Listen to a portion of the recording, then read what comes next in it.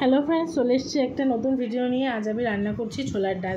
তো তার জন্য প্রথমে এখানে একটু গ্রেটারে আদা গ্রেট করে রেখেছি, একটা টমেটো আর কিছুটা লঙ্কা কুচি করে নিয়েছি, আর ডালটাকে সেদ্ধ করে রেখেছি। কড়াইতে দিয়ে দিয়েছি পরিমাণ মতন তেল, তাতে দিয়ে দিয়েছি শুকনো লঙ্কা আর তেজপাতা ফোড়নে। তারপর টমেটোটা দিয়ে হালকা করে নেড়েচেড়ে নিয়ে দিয়ে দিলাম গ্রেট করে রাখা আদা আর কাঁচা লঙ্কাটা। তারপর আদা কাঁচা লঙ্কা আর টমেটোটাকে ভালো করে কষিয়ে নেবো যতক্ষণ না টমেটোটা নরম হচ্ছে।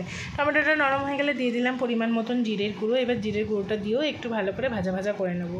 তো এই ভিডিওটা কেমন লাগছে, ভালো লাগলে লাইক করো আর কমেন্টস করতে ভুলো না। এই যে মটরের ডালটা এখানে আমি ভালো করে সেদ্ধ করে নিয়েছি, জলটা কম দিয়ে। তারপর দিয়ে দিলাম পরিমাণ মতন হলুদ গুঁড়ো। এইবার মশলাটাকে আরেকটু ভালো করে কষিয়ে নেব। এটা একদম পাতলা আমি ডাল করছি না, এটা আমি একটু ঘন করেই ডালটা করছি। তোমরা অবশ্যই এইভাবে একবার ট্রাই করো আর কমেন্টসে জানিয়ে। এটা খেতে ভীষণ টেস্টি হয়। দেখো মশলাটা ভালো করে ভাজা হয়ে গেছে, তারপরেই দিয়ে দিলাম সিদ্ধ করে রাখা ছোলার ডালটা। এইবার ছোলার ডালটা দিয়ে হালকা করে নেড়ে নিয়ে তারপর দিয়ে দিলাম পরিমাণ মতন জল, লবণ, হলুদ আর সামান্য একটু মিষ্টি। তো তোমরা তোমাদের পরিমাণ মতন লবণ দিও আর মিষ্টিটাও দিও। ছোলার ডাল একটু মিষ্টি মিষ্টি ভালো লাগে।